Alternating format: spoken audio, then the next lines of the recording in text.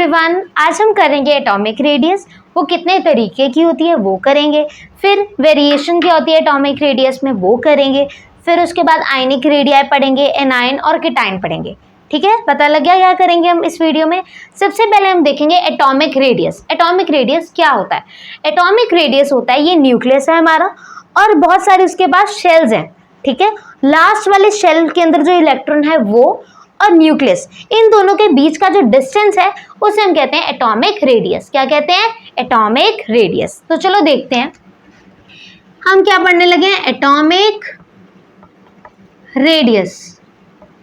Atomic radius, ये हमारे पास क्या है बच्चे? न्यूक्लियस है और ये हमारे आसपास शेल्स हैं। ओके, ये क्या है? शेल्स हैं एंड ये लास्ट वाले शेल के अंदर इलेक्ट्रॉन है। ये न्यूक्लियस है और ये शेल का इलेक्ट्रॉन है। तो इस न्यूक्लियस और लास्ट वाले शेल के अंदर जो इलेक्ट्रॉन है, इन दोनों के बीच के डिस्टेंस को हम कहते हैं एटॉमिक रेडियस।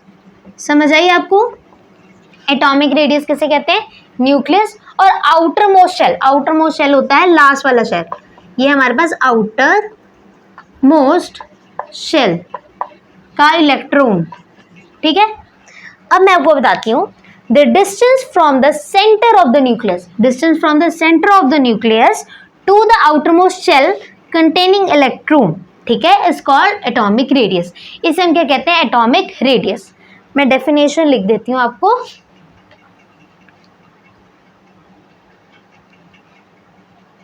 atomic radius क्या होता है? atomic radius is defined as the distance between the center of the nucleus, ठीक है, center of the nucleus to the outer most shell containing electron। समझ आई? एटॉमिक रेडियस क्या होता है? डिस्टेंस होता है न्यूक्लियस का और लास्ट वाले इलेक्ट्रॉन का। ठीक है, उसे हम कहते हैं एटॉमिक रेडियस। क्या कहते हैं हम उसे? Atomic radius. ओके, ठीक है जी। इसके बाद एटॉमिक रेडियस हमने पढ़ ली। इसके बाद हम पढ़ेंगे टाइप्स, मतलब कितने तरीके की होती है एटॉमिक रेडियस। हम पढ़ेंगे टाइप्स ऑफ एटॉमिक रेडियस। कितने तरीके की होती है? 3 तरीके की होती है। फर्स्ट हम देखेंगे कोवेलेंट रेडियस। वैसे 4 तरीके की होती है, 4 ही लिख दो इधर। कोवेलेंट रेडियस, वंडरवल रेडियस, फिर उसके बाद मेटालिक रेडियस, ठीक है, और उसके बाद आयनिक रेडियस। ये हम पढ़ेंगे क्या? Types of radius. सबसे पहले हम पढ़ेंगे कोवेलेंट रेडियस। क्या पढ़ेंगे? Covalent radius. तो चलो स्टार्ट करते हैं। कोवेलेंट रेडियस, इसके अंदर क्या होता है? ये हमारे पास एक एटम है, ठीक है, मान लो एक एटम है और ये एक एटम है। ठीक है, ये एटम ए है और ये एटम बी है। ठीक है, ये थोड़ा छोटा हो गया।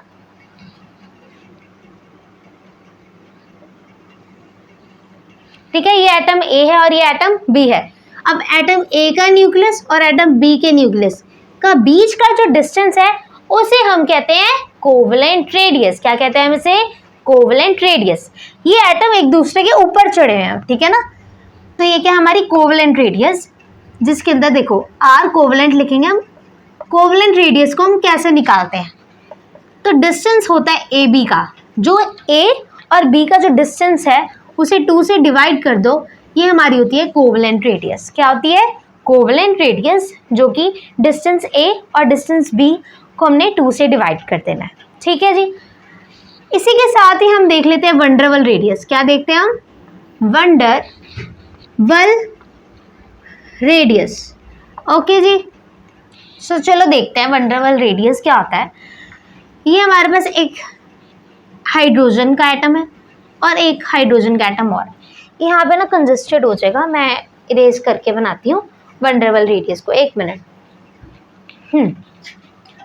वंडरवल रेडियस, ठीक है जी। ये हमारा एक एटम हो गया हाइड्रोजन का ये एक और हाइड्रोजन का एटम हो गया, ये हमारा H2 मॉलिक्यूल हो गया। ये क्या हो गया हमारा H2 मॉलिक्यूल, और यही एक और H2 मॉलिक्यूल हो गया। ठीक है, ये ज्यादा बड़े नहीं हो गए।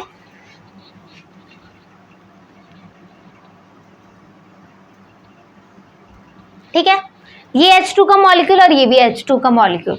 अब देखो ये दोनों एटम के, ये जो न्यूक्लियस है इन दोनों का और इन दोनों का जो न्यूक्लियस है, ठीक है, इन दोनों के न्यूक्लियस का बीच के डिस्टेंस को हम क्या कहते हैं, वंडर वाल रेडियस। ठीक है, इन दोनों के बीच के न्यूक्लियस का, ये भी H2 ही है। ठीक है, तो इन दोनों के बीच का न्यूक्लियस और इन दोनों के बीच का न्यूक्लियस का डिस्टेंस को हम क्या कहते हैं, वंडर वाल रेडियस। क्या कहते हैं, वंडर वाल रेडियस कहते हैं। ठीक है, तो इसे कैसे निकालेंगे, r van der Waal radius is equals to distance, ये मान लो ए है और ये मान लो बी है, तो डिस्टेंस ए बी अपॉन में 2 is called wonder Waal radius. अब वंडर वाल रेडियस जो होती है ना, मॉलिक्यूल्स में होती है। किस में होती है, मॉलिक्यूल्स में। ठीक है, वंडर वाल रेडियस हमारी जो पाई जाती है नोबल गैसेस में। क्यों पाई जाती है, क्योंकि नोबल गैसेस होती है बिल्कुल stable, fully filled stable configuration उनके पास होती है, राइट। तो वो नहीं चाहते कि हमारा इलेक्ट्रॉन लूज हो या हम अनस्टेबल बने, इसलिए वो किसी के साथ रिएक्ट करके खुश नहीं होती है। ठीक है, तो इसलिए नोबल गैसेस में क्या पाया जाता है, वंडर वाल रेडियस। जो वंडर वाल रेडियस होता है वीक होता है। ये क्या होती है, वीक होती हैं। ठीक है, वीक होती हैं, बट कहाँ पाई जाती है, नोबल गैसेस में। कहाँ पाई जाती है, नोबल गैसेस में पाई जाती हैं। ठीक है, ओके। अब हम देख लेते हैं मेटालिक रेडियस। क्या देखते हैं हम, मेटालिक रेडियस। मेटालिक रेडियस में क्या होता है, मेटल्स के बीच में होता है metallic radius, right. Metallic radius, इसके अंदर क्या होता है, ये एक मेटल है और ये एक मेटल है। ठीक है, इन दोनों के बीच के न्यूक्लियस का distance is called metallic radius. अब मेटालिक नाम में ही मेटल है, ऑब्वियस है, मेटल्स में ही होती है ये बॉन्ड, राइट। तो इसलिए इसका नाम है मेटालिक बॉन्ड। इसके अंदर क्या होता है, एक पॉजिटिव होता है और एक नेगेटिव होता है। ये दोनों एक दूसरे को अट्रैक्ट करते हैं और क्या बनता है, मेटालिक बॉन्ड बनता है। फोर्स ऑफ अट्रैक्शन होती है इनके बीच में। ठीक है, अब हम कंपैरिजन देखेंगे तीनों का, जो भी हमने पढ़ी, कोवलेंट पढ़ी है और क्या पढ़ा है, वंडर वाल, मेटालिक। ठीक है, एक एक करके मैं सब कुछ बताऊंगी। कोवलेंट, कोवलेंट का मैं बताया था कि हमारे पास ए है और एक बी है, राइट। तो इन दोनों के बीच का न्यूक्लियस का डिस्टेंस। उसके बाद हमने क्या किया था, वंडर वाल रेडियस किया था, है ना, जिसमें हमने H2 के मॉलिक्यूल्स लिए थे वो। तो ये देखो, ये H2 के 2 मॉलिक्यूल्स हैं और ये H2 के 2 मॉलिक्यूल्स है ना, ये H है और ये H है, ये भी H, ये भी H, तो H2 बना दिया ना इस तरह से। तो इन दोनों एटम के न्यूक्लियस, ठीक है, और इन दोनों के न्यूक्लियस के बीच के डिस्टेंस को हम क्या कहते हैं, वंडर वाल रेडियस कहते हैं। ठीक है, और उसके बाद आता है मेटालिक। मेटालिक में क्या होता है, मेटालिक में ये 2 एटम्स होते हैं।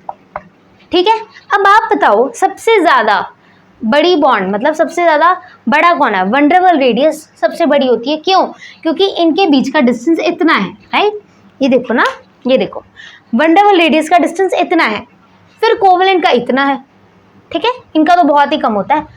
इनका जो मेटालिक का होता है ना, अब देखो मेटालिक के अंदर क्या होता है, मेटल्स दूर दूर हैं, राइट। मेटल्स देखो, मेटल्स क्या है, दूर दूर है, इसलिए इनके बीच का डिस्टेंस है। बट वंडर वाल रेडियस का सबसे ज़्यादा है, क्योंकि दोनों मेटल्स बहुत दूर दूर है, तो वंडर वाल रेडियस बड़ी होती है सबसे ज़्यादा। फिर मेटालिक होती है, क्योंकि दोनों मेटल्स जो है अलग अलग हैं, बट यहाँ पे कोवलेंट में इकट्ठे ही हैं, राइट। तो इसके बाद मेटालिक रेडियस आएगी एंड उसके बाद कोवलेंट रेडियस आएगी। ठीक है, अब आप ये नोट कर लीजिए। इसके बाद हम करेंगे वेरिएशन एटॉमिक रेडियाई में, और हम करेंगे जो कि ट्रेंड्स हैं और आयनिक रेडियाई। ठीक है, नोट कर लो ये सब कुछ। अब हम करेंगे वेरिएशन किसके अंदर, variation of atomic radii along the period. हम करेंगे वेरिएशन अलोंग द पीरियड। अब क्या होता है वेरिएशन, मतलब वेरिएशन का मतलब होता है चेंजेस, क्या चेंज आ रहे हैं एटॉमिक रेडियाई में जैसे जैसे हम अलोंग द पीरियड जा रहे हैं। अलोंग द पीरियड मतलब ऐसे जाना, पूरा पीरियोडिक टेबल होता है ना, हम ऐसे जा रहे हैं मतलब। ठीक है, लेफ्ट से राइट में लेफ्ट टू राइट होता है अलोंग द पीरियड।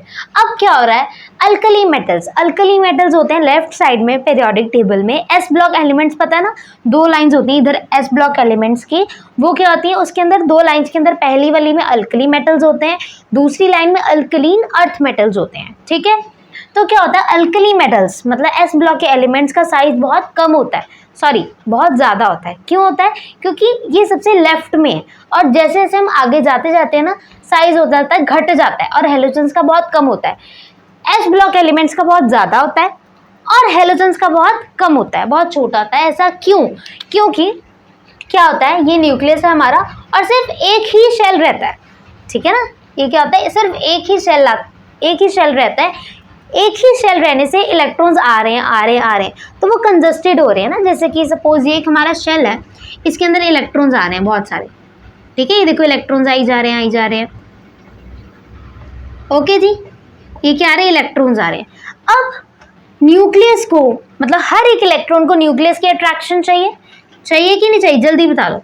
अब इतने सारे देखो ना, अलोंग द पीरियड क्या होता है शेल इंक्रीज नहीं होते, सिर्फ एक ही शेल होता है। ठीक है, एक ही शेल में इलेक्ट्रॉन्स आ रहे हैं कहीं यहाँ से आ रहे हैं, कहीं यहाँ से, मतलब हर जगह से इलेक्ट्रॉन्स आ रहे हैं, इलेक्ट्रॉन्स बार बार आ रहे हैं। तो क्या हो रहा है, ये कंजस्टेड हो रहा है। ठीक है ना, कंजस्टेड मतलब छोटा। अब हर एक इलेक्ट्रॉन क्या चाहता है, मैं न्यूक्लियस की अट्रैक्शन चाहूँ। ठीक है, तो क्या होगा, ये अट्रैक्शन के चक्कर में ये मतलब कि क्लोज आ जाएंगे। ठीक है, न्यूक्लियस के, और सारे इनका साइज क्या हो जाएगा, छोटा हो जाएगा। क्यों, क्योंकि मतलब बहुत सारे इलेक्ट्रॉन्स है, हर एक इलेक्ट्रॉन चाहता है कि मैं न्यूक्लियस के पास आऊँ, तो धक्का मुक्की हो जाएगी और ये क्या हो जाएगा, इनका साइज छोटा हो जाएगा। क्या हो जाएगा, छोटा हो जाएगा। इसलिए अलोंग द पीरियड क्या होता है, साइज छोटा होता है। अल्कली मेटल्स का बड़ा होता है, ये लेफ्ट में होते हैं। जैसे जैसे हम राइट में जाते हैं इनका साइज बहुत ज्यादा कम हो जाता है, क्योंकि ये राइट में होते हैं। आ रही है समझ, अलोंग द पीरियड की कहानी पता लगी। अब हम करेंगे आगे इनर्ट गैसेस होती है नोबल गैसेस। जो नोबल गैसेस होती है उनका साइज बड़ा होता है हेलोजन से। ऐसा क्यों, नोबल गैसेस का साइज इसलिए बड़ा होता है क्योंकि नोबल गैसेस होती है stable, fully filled stable configuration उनके पास होती है और वो फुली फिल्ड स्टेबल है, इसलिए उनका साइज क्या है, बहुत ज्यादा बड़ा है। ओके, बड़ा है इसलिए क्या है, इनका साइज बड़ा है क्योंकि ये फुली फिल्ड होते हैं। और हेलोजन्स को सिर्फ एक इलेक्ट्रॉन चाहिए होता है ना ताकि वो स्टेबल हो सके। ओके, हेलोजन्स को सिर्फ एक इलेक्ट्रॉन चाहिए होता है जिससे वो स्टेबल हो जाए और फुली फिल्ड कॉन्फ़िगरेशन अटेन कर लें। ओके, तो इनर्ट गैसेस क्यों बड़ी होती हैं, इनका एटॉमिक रेडियाई क्यों बड़ा होता है नोबल गैसेस का, क्योंकि इनके पास फुली फिल्ड स्टेबल होती हैं, ये कॉन्फ़िगरेशन होती है, स्टेबल कॉन्फ़िगरेशन होती है। ओके, ये आप कह सकते हो फुली फिल्ड होते हैं। ये आ रही है समझ आपको। हेलोजन्स के पास सिर्फ उन्हें एक इलेक्ट्रॉन चाहिए होता है ताकि वो स्टेबल हो सके। ठीक है, आगे वेरिएशन करेंगे डाउन द ग्रुप, मतलब नीचे जाने वक्त देखो डाउन द ग्रुप का मतलब होता है ये होता है ग्रुप। ठीक है, नीचे जा रहा, और ऐसे ये होता है पीरियड, अलोंग द पीरियड। ठीक है, नीचे जाने से क्या होता है, साइज बढ़ता है। अब एक क्वेश्चन है, इनर्ट गैसेस जो होती हैं, इनर्ट गैसेस नोबल गैसेस होती हैं। तो इनर्ट गैसेस मतलब नोबल गैसेस का नाम इनर्ट गैसेस क्यों पड़ा, इनर्ट का मतलब क्या होता है, इनर्ट का मतलब होता है कि नोबल गैसेस ना किसी से रिएक्ट करना नहीं चाहती। रिएक्ट करना क्यों नहीं चाहती, क्योंकि वो स्टेबल है। अगर वो रिएक्ट करेंगी तो उन्हें इलेक्ट्रॉन देना पड़ेगा, कुछ लेना पड़ेगा, राइट। तो उससे क्या हो रहा है, इनका इलेक्ट्रॉन्स घट रहे हैं, तो ये नहीं चाहती हम अनस्टेबल हो। अब कोई भी एलिमेंट क्यों चाहेगा कि मैं स्टेबल से अनस्टेबल बनूं, चाहेगा कोई, नहीं चाहेगा ना। इसलिए इनका नाम इनर्ट गैसेस है। इनर्ट गैसेस मतलब कि कोई भी उनका एलिमेंट जो है वो रिएक्ट नहीं करता, किसी से करना नहीं चाहता, इसलिए वो इनर्ट है। इतना समझ लगी। अब हम यहाँ पे आते हैं variation down the group. Down the group मतलब नीचे जब हम पेरियोडिक टेबल में जाते हैं तो नीचे जाने से क्या होता है, साइज बढ़ता है। साइज बढ़ता है क्यों, क्योंकि नंबर ऑफ शेल्स बढ़ते हैं। साइज क्यों इंक्रीज होता है, क्योंकि नंबर ऑफ शेल्स बढ़ते हैं। ठीक है, नंबर ऑफ शेल्स बढ़ते हैं। और अलोंग द पीरियड साइज क्यों कम होता है, साइज घटता है। क्यों घटता है, क्योंकि शेल्स बढ़ते ही नहीं है, साइज रिमेन्स द सेम, मतलब सेम रहता है। ठीक है, तो ये हमारी क्या है, वेरिएशन है। तो आप ये नोट कर लो। इसके बाद हम क्या करेंगे, इसके बाद हम आयनिक रेडियाई पढ़ेंगे। उसके अंदर हम मतलब कि वो एनाइन के टाइम ये सब कुछ पढ़ेंगे, ठीक है। तो आप ये नोट कर लो, ओके जी।